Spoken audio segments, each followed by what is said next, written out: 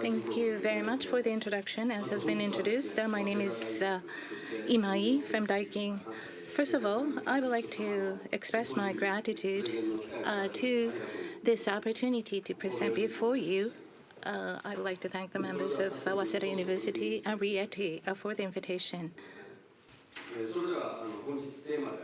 So, I would like to talk on digital reskilling challenges and opportunities. But before that, I would like to provide the overview of our company and the market environment that we are operating in. We are competing in this environment. And so in 2016, we established Daikin University and explained the current status of where we are and our concept of reskilling and future direction that we are heading toward. So here's the overview of our company. We were founded in 1924. Thankfully enough, next year we will be marking the centennial anniversary. And the number of employees within our group exceeds 100,000. For the parent company, around 9,000. Chairman is Inoue, President and CEO Togawa. We have 302 entities within our group, and we have more entities overseas than in Japan. And this is as of end of March this year. In the past 6 months, the number has been increased to 340 entities within our group. Software companies, solution development companies, we have been acquiring those companies mainly in overseas as we have expanded. So roughly our revenue is 4 trillion yen. 91%, roughly 90% of our business is comprised of air conditioning. Ururu, Sarara, those are brands. We also offer air conditioning systems for business use. And we also handle gas, fluorine gas, fluorine resin, and rubber refrigerant.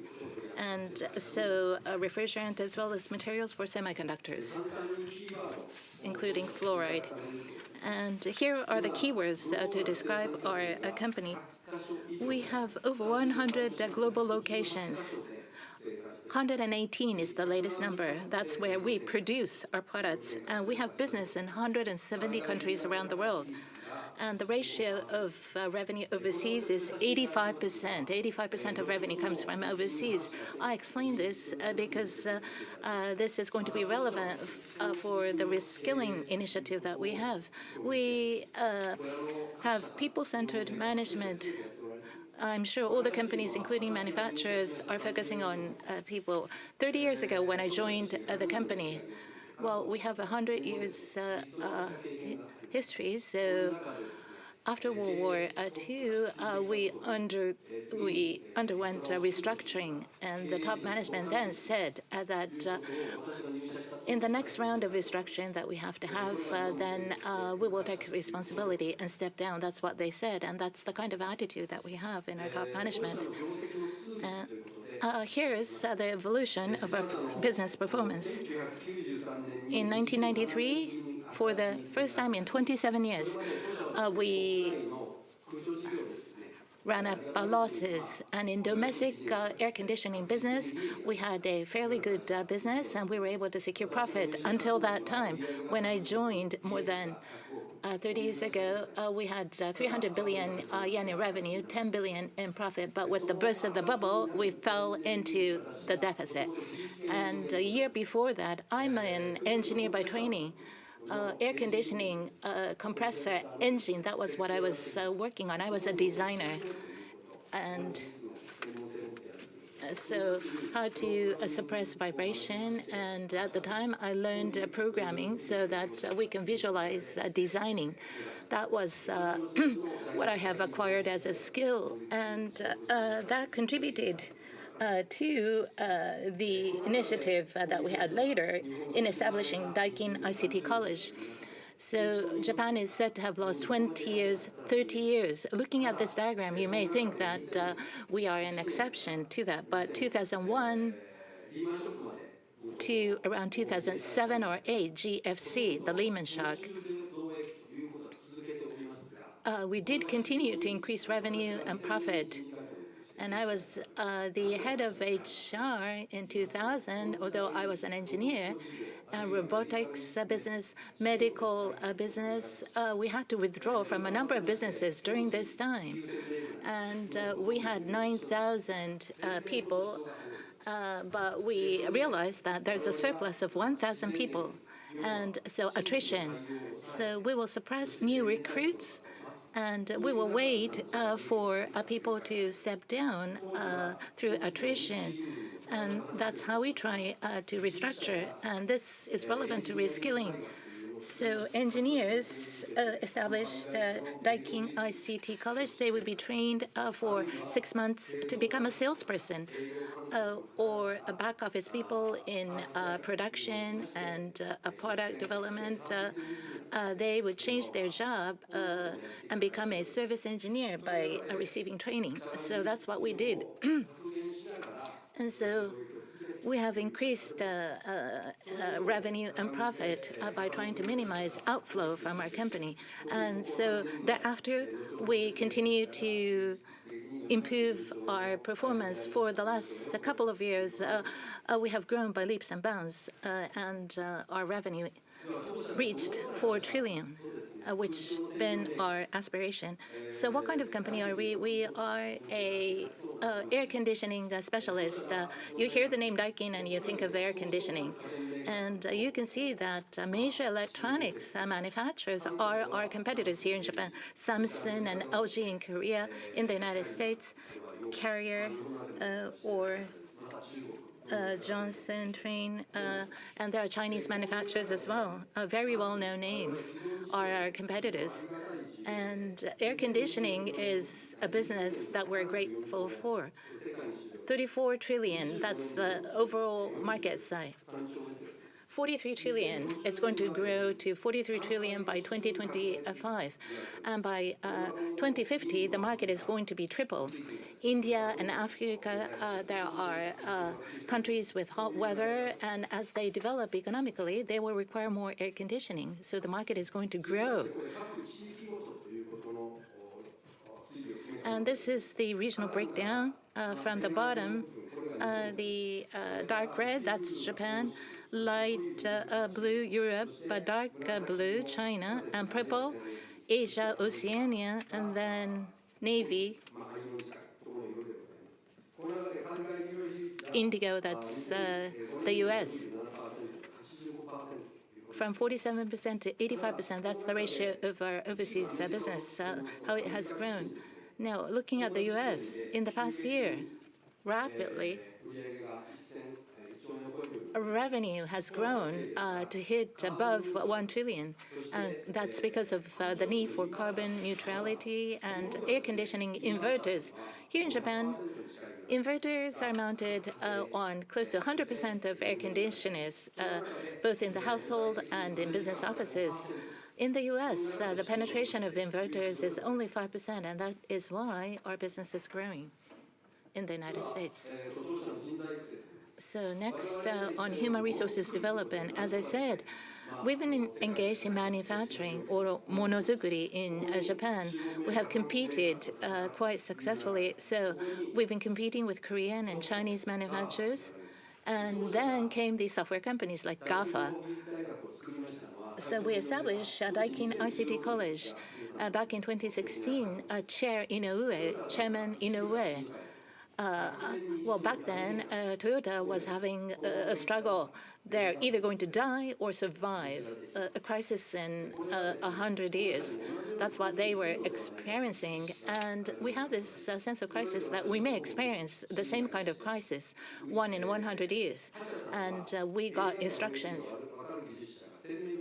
Well, other competitors have 1,000 or so ICT engineers, automation and auto driving they're engaged in. But embarrassingly enough, we had only 10 or so ICT IoT engineers. And so the crisis that we had was how to go about competing with those larger companies who have many ICT engineers. So we've been doing business in hardware, but adding software on top of hardware. By utilizing AI and digitization, we realized that we can grow the market for ourselves much more. And so this shows the future direction that we should be heading toward, digitization. So we had to start doing this new initiative from scratch. We had comprehensive alliance with Osaka University for that. So from scratch, we're going to start digitization. As I said, there were very few IT engineers, mechanical, chemical, material engineers we did have. So we had them trained for 2 years rigorously. AI technology development, AI-based solutions, AI systems development. These are the 3 areas that we need personnel for, but we lack them sorely. So why not start doing that from scratch in 2016? On a pilot basis, for existing employees, we started providing training. Administrative personnel, engineers, veterans. We trained 30 people to see whether it's possible. And then we started to implement this in 2017. And pi type of people, that's what we want, the Greek letter pi. We have to compete. So one pillar is air conditioning, chemical specialties that we focus on. And the other pillar is AI, IoT technology and people. AI and IoT is like reading and mathematics. For the future, Japan is behind, but AI and IoT will be crucial. So one pillar will have to be focused on that. And the crossbar is data linkage for each region. Well, we've been competing based on local production, local consumption. On the other hand, we wanted to cross different regions, different areas with people skilling. And so that's the crossbar. Now, we started this under the direction of the leadership. So Daikin ICT College, from executives and down to new hires, we provide training, and we had to muddle through. We struggled. We're being conscious of the need to train heads of divisions, BUs. There are about 200 of them, some of which will be promoted to management. For these people, well, we've been surviving as a manufacturer, and they are proud for doing so. We want to, of course, cherish their pride, but the world is changing, so we have to add new skills, and we have to receive new types of people. So you cannot just say that we'll leave it to the specialists because you are smart, you know everything. We have to retrain, reskill. And so that's the education that we are focusing on. So we started this from scratch. So we wanted to have common internal language. IPA, METI was a source of information. Level 1 through level 7, I will refrain from details, but level 7 are employees of GAFA. Level 1 is the beginner. So level 1 is about knowing. Level 2 is about understanding. Level 3, doing, being able to handle. So in 2 years' time, you have to be at least qualified for level 2 and possibly level 3. So spend 2 years to achieve at least a level 2. So 1,000, 1,500, those have been the number of people. We're going to train 2,000 employees. They are still undergoing training, so we have to continue. But upgrading the skills of our employees, that's our focus. And the last part of my presentation. So as far as reskilling is considered, well, in parallel, we have been thorough in making efforts to cut down work in the back office. 33% of back office efficiency enhancement. That's what's been achieved. And people who were made surplus, excess, are shifted to new countries, new markets, new areas of teams, new business areas. So It's not for the sake of reskilling. We have to compete in the market. We have to win. We have to survive. That is the mission of our company as a manufacturer. For that end, the question is, how can we equip our people with digital skills? That is the question. And there are new solutions to be developed and offered, new business areas. Well, we are still thinking very hard, and we're looking to expand our business through those efforts. So reskilling has just begun in our company. Within our company, we have a business plan for 2025, 2030. So as I said, reskilling is not the end purpose. It's for the sake of us to successfully compete in the global market. Each and every one of us must be reskilled and upskilled. And digital skills are going to be the required skills, just like reading and writing in the past. And so that's what we're doing. I'm sorry for going overboard a little bit. Thank you for your attention.